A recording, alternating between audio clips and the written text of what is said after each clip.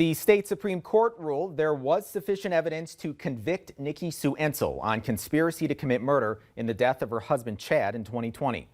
Prosecutors said Entzel and Canadian man Earl Howard conspired to kill Chad and burn his house down to collect insurance. On appeal, Entzel argued there was insufficient evidence because Howard did not testify regarding her agreement to commit murder. But the High Court ruled the evidence was sufficient to return a guilty verdict.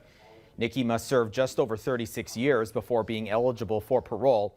Howard is serving 25 years after pleading guilty to his role in the crime.